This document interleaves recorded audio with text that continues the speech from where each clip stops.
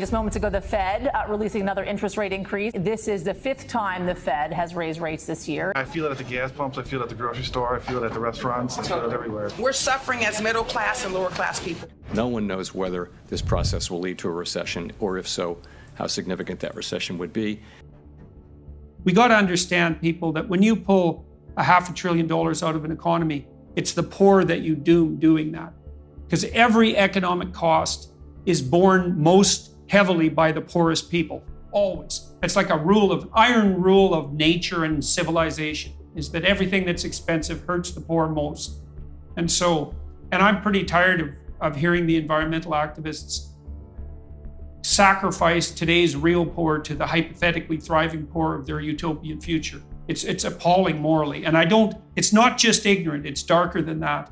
It's darker than that as far as I'm concerned. You know, we have no right whatsoever to be telling Africans and Indians and Chinese, for that matter, that, well, you know, we're rich and I don't think we'll give it up, rub. But you guys, you know, you should be looking forward to a lot less prosperous future than you might otherwise be.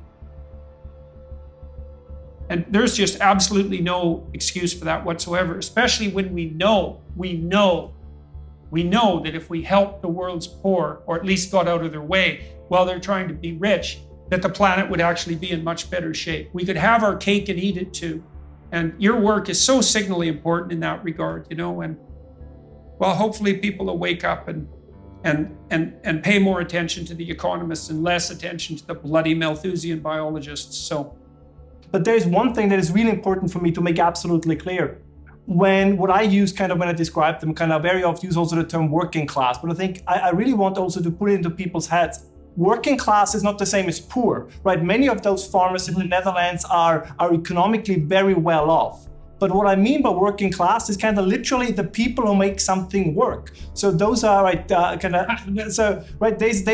the backbone in many ways of the Dutch economy. So they are people that need affordable energy, that produce then food that is affordable, right? So this is what I mean by the working class, and this is also why there is a lot of sympathy towards them in the public. I mean, there was one poll taken, I think it was now 10 days ago, so I don't know the exact numbers, there hasn't been a poll since, but currently the so-called Farmers Citizens Party, which is the political representative of the farmers, has 1 seat in the Dutch parliament.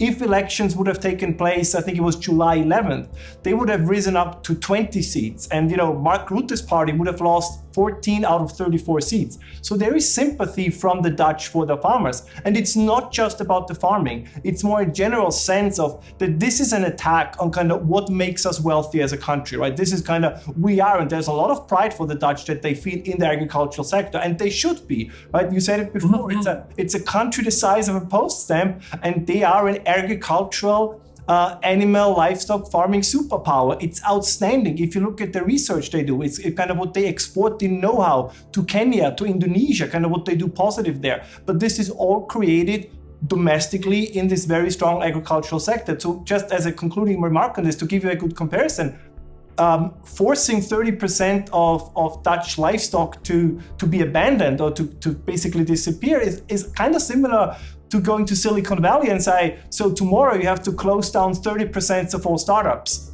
Well, Silicon Valley would still be there, but it probably would be significantly less innovative. And I said this before, this is really my big point is, if you start to hamper and to sabotage an industry that is extremely innovative, at some point they're gonna stop innovating because they're gonna say, first of all, they try to ingrain themselves as the political class to get exceptions so that they can continue farming. And they will tell, this is what some Dutch farmers told me, they tell their children not to take over, their farms. Well, this is the thing that we really should be aware of here in large part, is that I've watched major companies, corporations, and other enterprises collapse. And they can collapse precipitously because what happens is that when you pressure an industry, all the people that have options leave. And the people who have options are the most competent people. And so if you tell extremely competent and intelligent and sophisticated farmers, because high producing farmers are all of those things, practical people with a wide range of knowledge and technical ability and mechanical ability and street smarts, all of that. If you say, oh, we're going to make your lifestyle both uncomfortable and then fundamentally unviable, they're going to think, oh, well, guess what? I have better things to do with my time. See you later.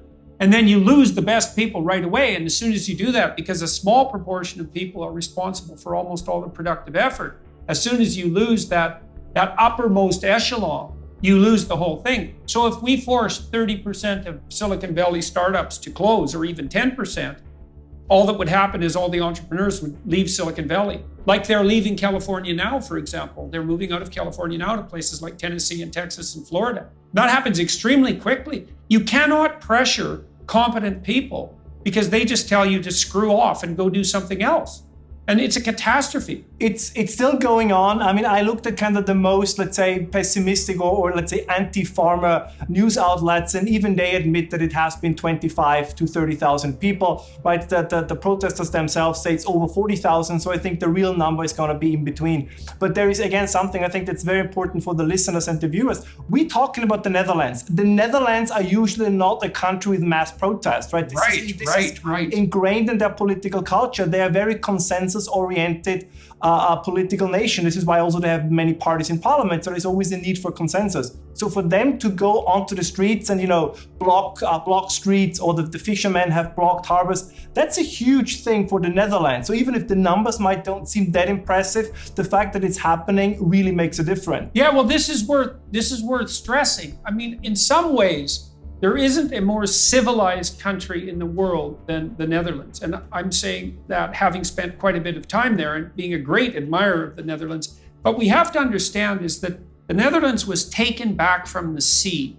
And that took a lot of effort and a lot of technological innovation over centuries. And so the Netherlands is a very, very well-organized society. It's hyper-productive, it's extremely peaceful, it's consensual, and it's also extraordinarily free. And that's a tremendous number of paradoxical things to get right. And then farmers are not only practical people who don't fly off the handle, but it's also very expensive for them to take their equipment, their heavy equipment, and not utilize it productively and put it on the streets. And for Dutch to be driven to the point of protest, and then for Dutch farmers specifically to be protesting, if you don't see this as a canary in a coal mine, then you're an idiot. You're willfully blind, fundamentally. Yeah, there's more to it. I think this is so kind of the general conversation reporting talks a lot about the nitrogen issue, right? Kind of the environmental part of it. But I think this is something, and this is why you see more and more this all over Europe. It's a little bit of a conflagration that over at least the 90s and early 2000s, there was a growing discontent in the Dutch population, not just about environmental issues and environmental policies, but also about migration, kind of all these issues. And this comes now together because there is, to be very clear here, I'm not sure if that is true. I mean, definitely some of the farmers also believe it. So I cannot speak to the validity of it, but it's something that also raises them emotionally, which is this idea, right, that a lot of the land is, that the government kind of wants to force them off the land, take the land, and then use the land to house migrants. So to what extent that is really true, the evidence is mixed. So there have been one or two cases where these plans exist, but if it's really the main motivation, I have my doubts about this. But the point is, and this goes back to what I said initially, there is a sense in the population that more and more the group of people that is the most important to keep the economy going, to keep the country going, that also preserves the culture and these kind of things.